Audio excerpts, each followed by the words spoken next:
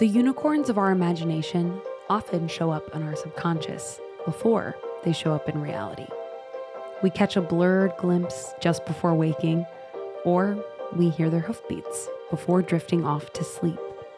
The dreams evolve over time, finding us where we really are, not where we think we ought to be. In a way, our destiny lies in the journey. And it can be difficult to see that it's the path that truly matters, not the destination. And many times, we need someone to help us realize that. Those are the trusted guides, the mentors, and those who have seen the journey through. And maybe in those relationships, we see the beauty of what a unicorn really represents.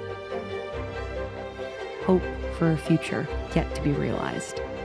A new hero being formed. A continuation of a dream inherited from one dreamer to another. This is Zero to Unicorn.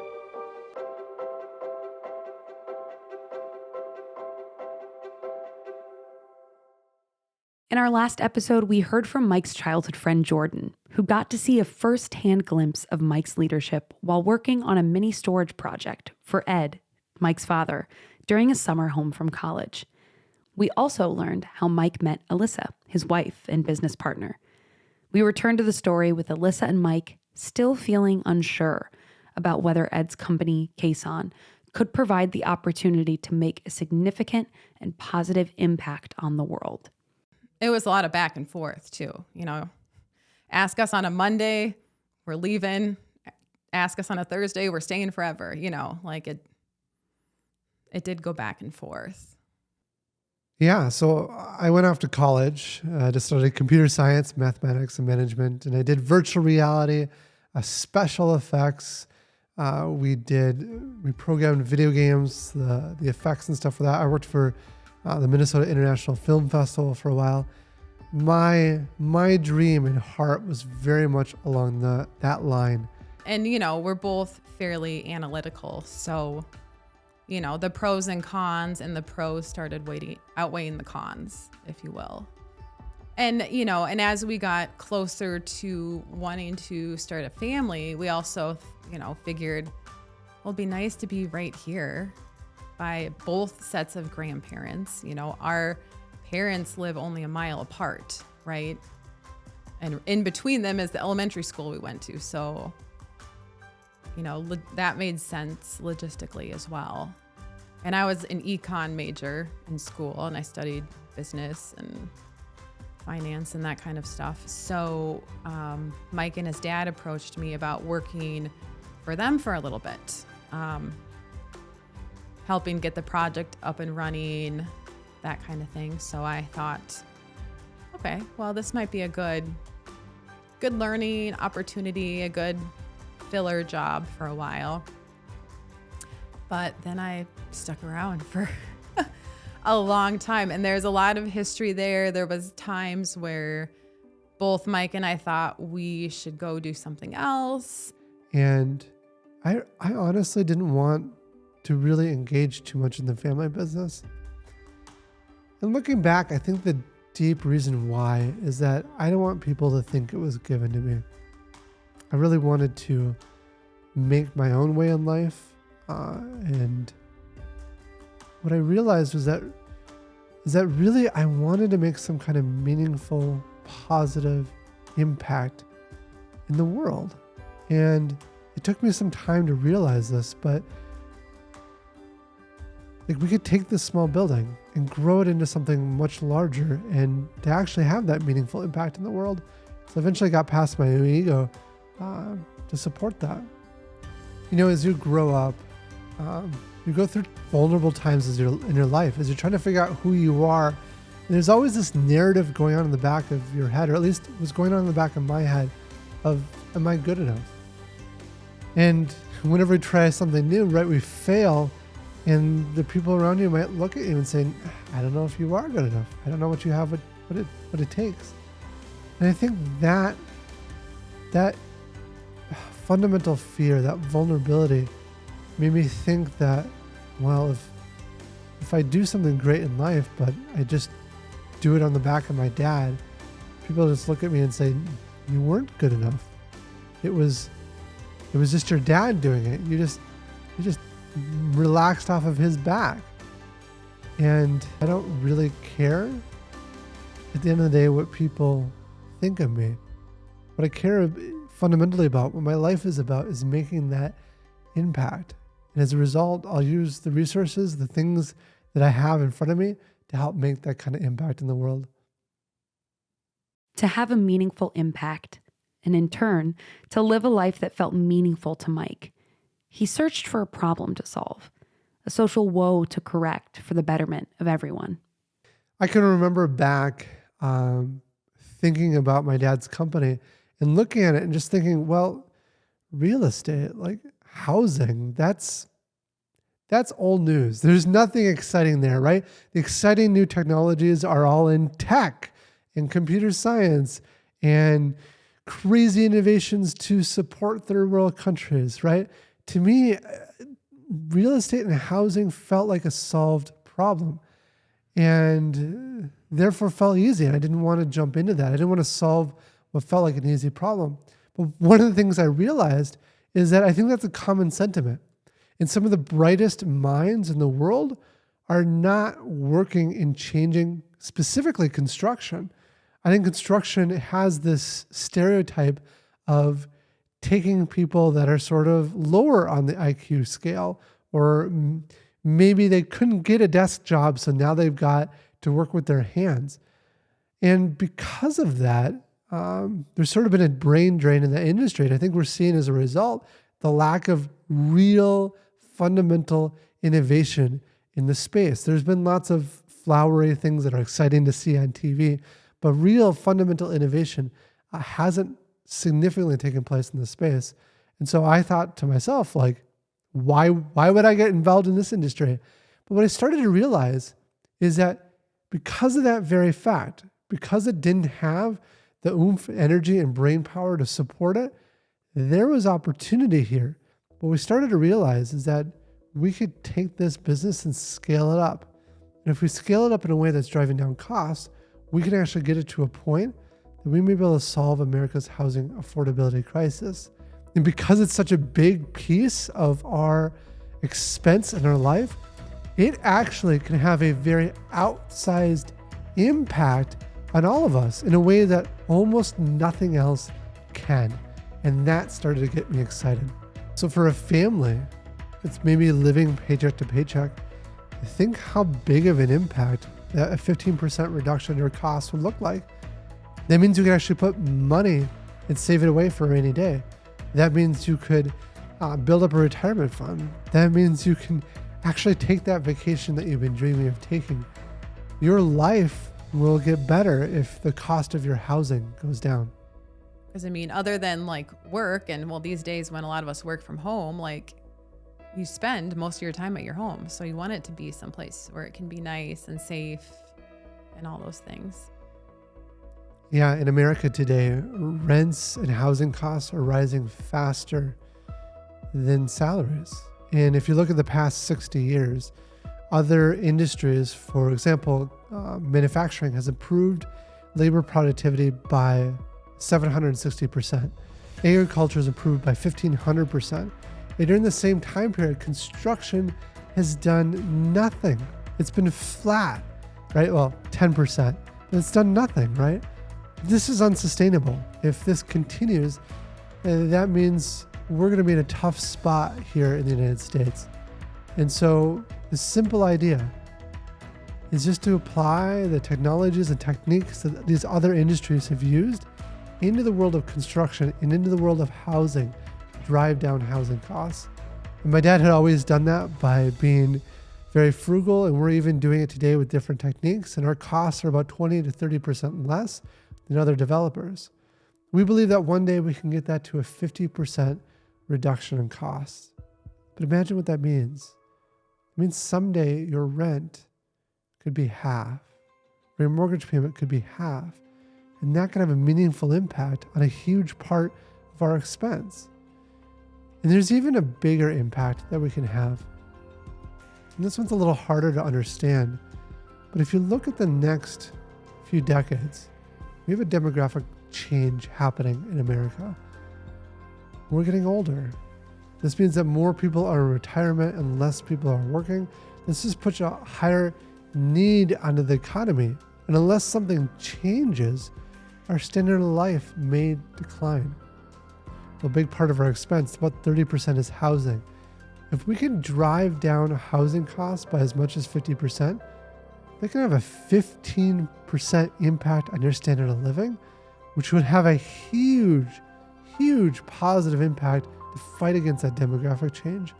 And so not only do I think we can solve the housing affordability crisis, but I think we might actually be able to have a meaningful impact in the oncoming demographic change to America. I think that's a crazy, awesome goal. And that's Mike's brother, Lucas. Big, hairy, audacious goal. I mean, it is not an easy task. I mean, think about all the work that has to go in to achieve this really high bar of achievement, right? And it's something you kind of set your sights to, right? It's something that you think about and you focus on that, and that's like the cool thing, and you want to make that happen. And it's because of that inspiration that all the 90% of perspiration is achieved, right? Everyone's kind of like thinking about the same vision and wanting to go towards the same goal. And when you get a lot of people that are surrounded, kind of focusing on the same goal like that, suddenly something that is big, hairy, audacious, as a unicorn, suddenly it becomes something you can actually do. And I think that's really amazing. I think it's cool that my brother is actually achieving this.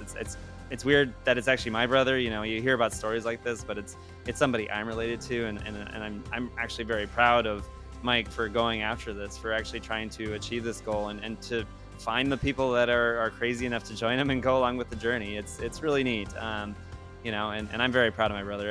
I say it every time that I meet with him. Like, he tells me some other crazy thing he's doing to achieve this goal, and I'm like, really? Wow, that's crazy. That's awesome. And you're doing great. Like, I can't believe I get to spend time with you, and then you know, I get the privilege of meeting up with you for a day or two here and there, or whenever we get to meet up.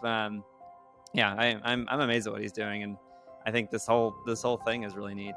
When we come back, Ed and Mike tackle an uphill battle with City Council on a new construction project.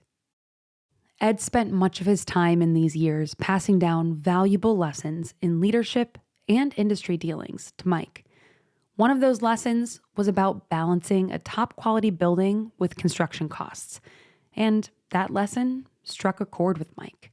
Both Ed and Brenda are from North Dakota, grew up on farms, you know, the classic hardworking farm life. His dad, when he started building apartments, especially once it came to like the Forest Lake area that we're in now, he really wanted to provide a nice place for people to live that they could afford. I remember him saying like he's building his units for the average blue collar worker, you know. They were simple units, you know. We've kind of had a little shift, and now our units are more, you know, you'd call them more of the luxury type, because they just have more amenities and whatnot. But Ed's they were simple, but they were clean, and they had a decent amount of space, and people could afford them. And so I think that helped impact Mike, obviously doing something similar, trying to give people a nice place to live that they could afford, you know.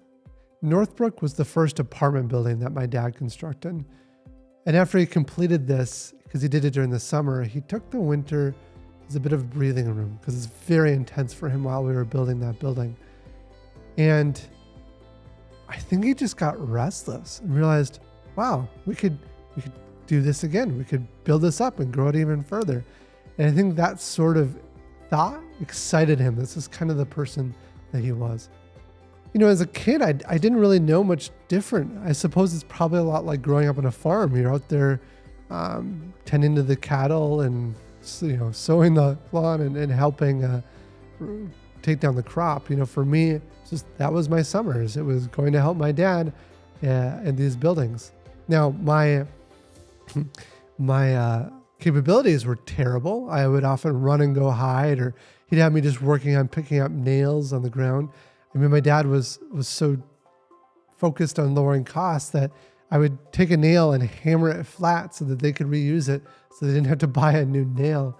I think the kids learned a lot.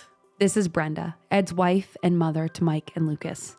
Maybe they learned the wrong things. Ed was very determined and very driven and disciplined. And gosh, my two boys are exactly the same way. Did they learn that there? Was it DNA? I don't know. Probably some of both. And so I think that work ethic that my parents kind of instilled in my brother and I is what's has allowed us to become successful. And yeah, they exemplified it day in and day out, year in, year out. And I think that's why we've been able to achieve what we're able to achieve. And that's why, we're surrounded by the people we're surrounded with. And so his dad had started work on a new project, but kind of got stalled on it. So he wanted to do kind of like one bigger project before, not really retiring, but before like slowing down. But he was running into some issues, just getting it approved, getting the costs in line. Our company started off with building Northbrook, and that took a lot of tenacity and energy and strength to get through. And then we went and started building new buildings. Kind of year after year, my dad would get excited over the winter, and we would start a new project in the summer. And then that eventually scaled up to the point where he had this dream of doing the largest building at the time in our city. It had an underground parking garage, which was a brand new concept, a community room that was just gorgeous at the time, and decided to piece that one together. So that was kind of a key milestone for us. That's the building that became Legacy Apartments. And then he went off to do one last smaller project after that. That Legacy Apartment project was right during a recession, and he eventually couldn't quite make it through all of that, and so eventually laid off that team. And then took a pause for a number of years.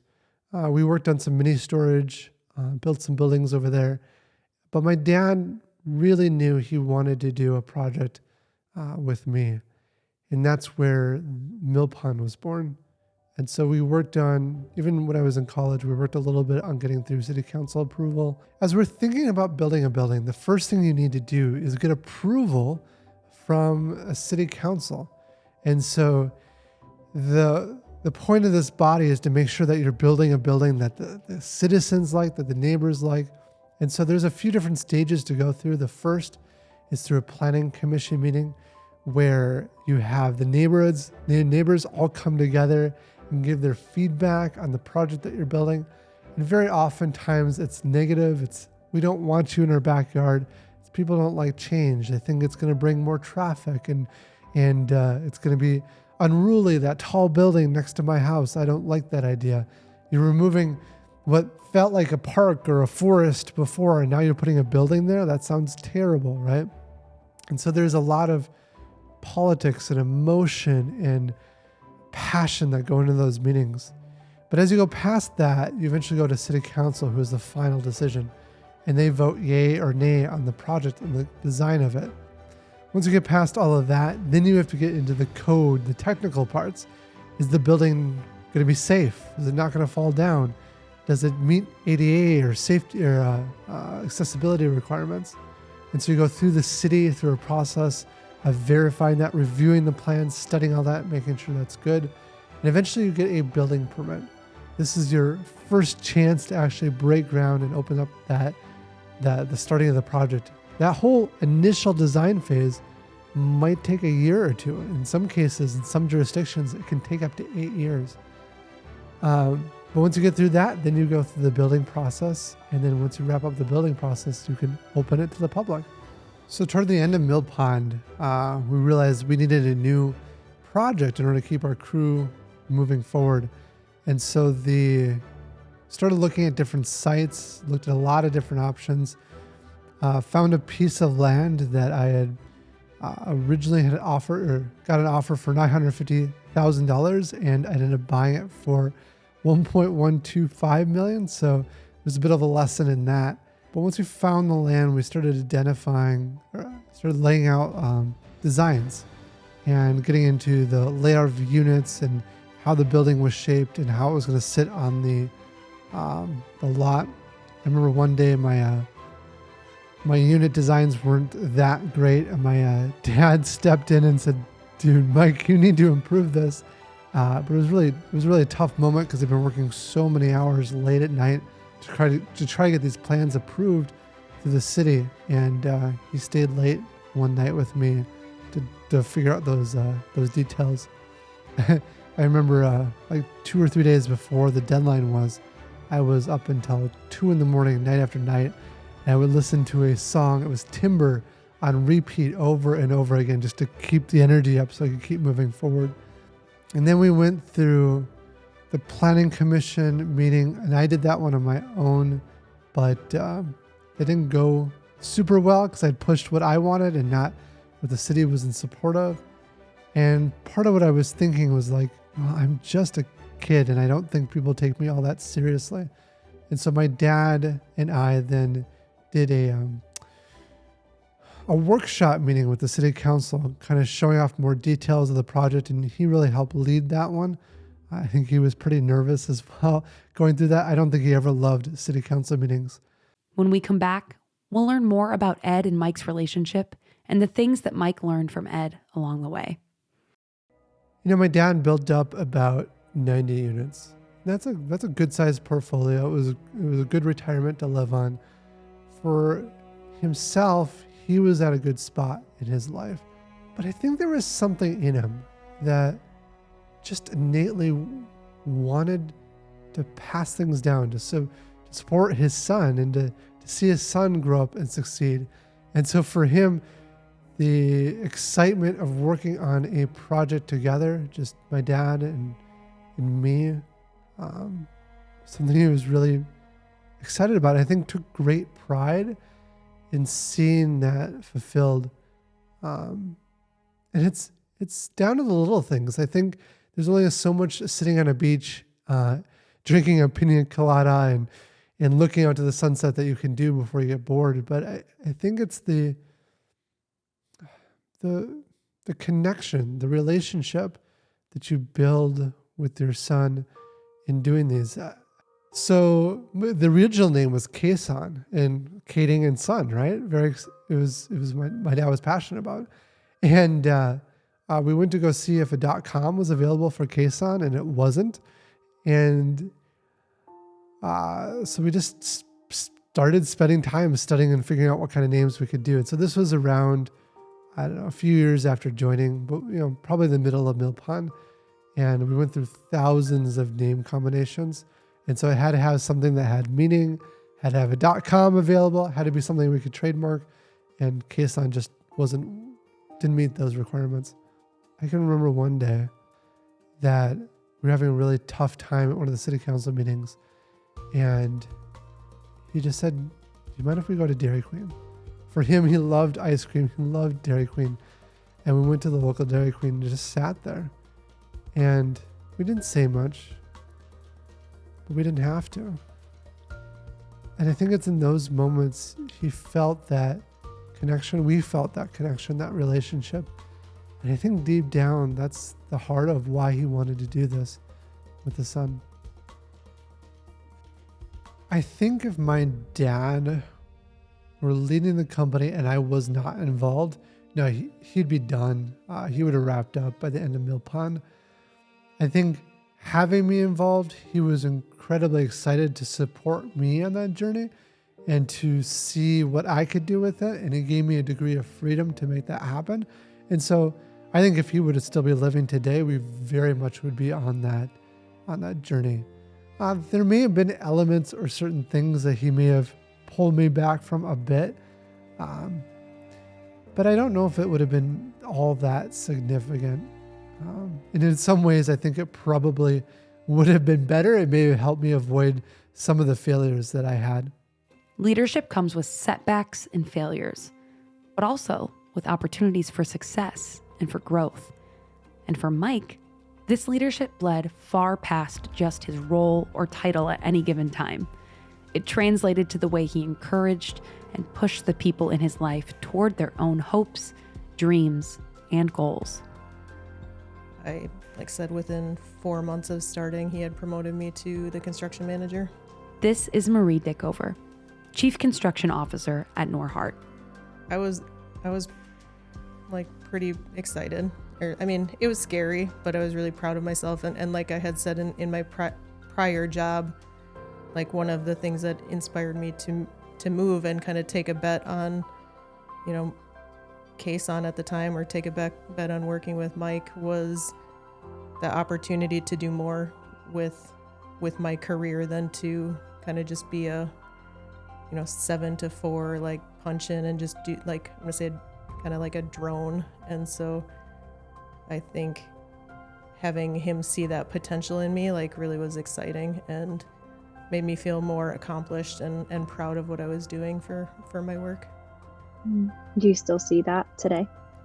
I do. I think that Mike pushes people to do more than they would do on their own, and not in a negative way or mean way, but maybe inspires people to do more than what they would just do naturally. I admittedly, when I was young, and even when I was kind of graduating college, it was still kind of just kind of a family business, like any other family business. I'd say that wasn't impactful. Certainly we're giving people places to stay and live.